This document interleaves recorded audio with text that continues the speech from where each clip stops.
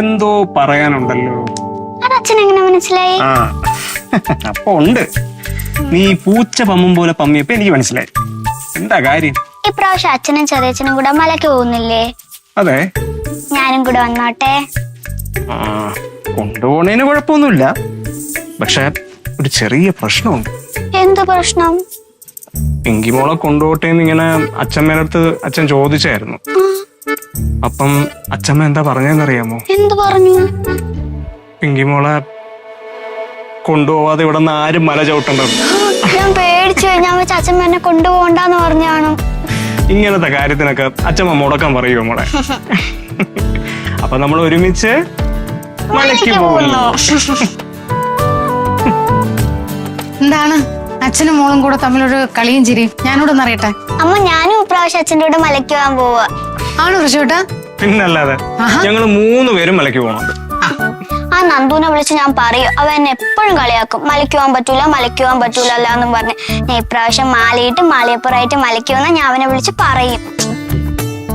എന്നാലേ ഞാൻ എന്റെ അച്ഛനോടൊന്ന് വിളിച്ചു ചോദിക്കട്ടെ, മലയ്ക്ക് വരുന്നുണ്ടോന്ന്. അല്ല, നിന്റെ അച്ഛൻ ഈ കുടിക്കാതെയൊക്കെ ഇരുന്ന് വ്രതമൊക്കെ എടുത്ത് വരുമോ? അങ്ങനെ ചോദിച്ചാ നിന്റെ അച്ഛൻ പറയും അവര് പൊക്കോട്ടെ, ഞാൻ പിന്നെ പൊക്കോളാം. ഓ, ചോദിച്ചോക്കാം. ചോദിച്ചോക്ക്.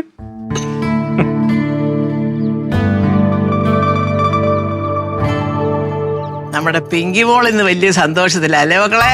എന്തോ ചമ്മ കാര്യം? അത് ശരി.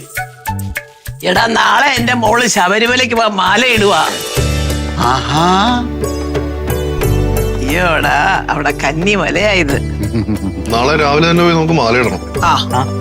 അയ്യോ, അപ്പൊ 41 ദിവസം വ്രതമൊന്നും എടുക്കണ്ടേ? 41 ദിവസം എടുക്കുന്നവർ ഒരുപാട് പേരുണ്ട്. പക്ഷേ 18-ാം പടി ചവിട്ടി അയ്യപ്പനെ കാണാൻ പോകുമ്പോ 18 ദിവസത്തെ വ്രതം നിർബന്ധമാണ്. കൊച്ചമ്മ, ഞാനും ഇവരോട് മലയ്ക്ക് പൊക്കോട്ടാ. അയ്യോ, മുത്തോണം പോയി കഴിഞ്ഞാൽ അമ്മയുടെ കാര്യം ആരാ നോക്കുക? മരുന്നും വെള്ളമൊക്കെ എടുത്തു കൊടുക്കണമെന്നുണ്ടെങ്കിൽ. അല്ലെങ്കിൽ അമ്മയുടെ കാര്യമൊക്കെ നിങ്ങളെല്ലാം കൂടെ അല്ലയോ നോക്കുന്നത്? എടാ, എന്റെ കാര്യം നോക്കാൻ അയ്യപ്പനുണ്ട്. നീ പോയച്ചോ അവരുടെ കൂടെ. ഓട്ടാ. ആ, പോയിക്കോ. അല്ല ലക്ഷ്മി, നിന്റെ അച്ഛൻ വരുന്നില്ലേ? ചോദിച്ചായിരുന്നോ?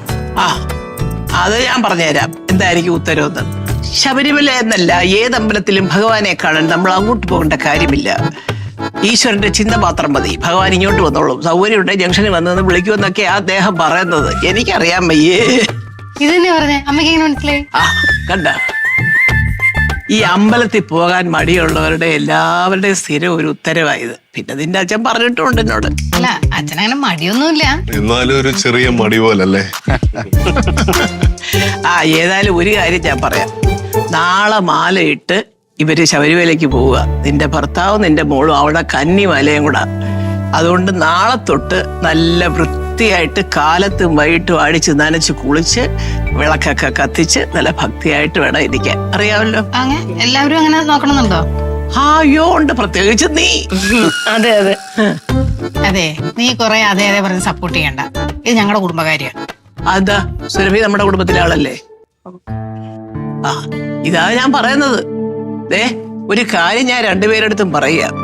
നാളെ മാലയിട്ട് ശബരിമല പോയി അവര് തിരിച്ചു വരുന്നിടം വരെ ഈ വീട്ടിൽ നിങ്ങൾ രണ്ടുപേരും കൂടെ ആവശ്യമില്ലാത്ത ഒരു വർത്താനം പറയുകയോ തമ്മിലടിക്കുകയോ ചെയ്താല്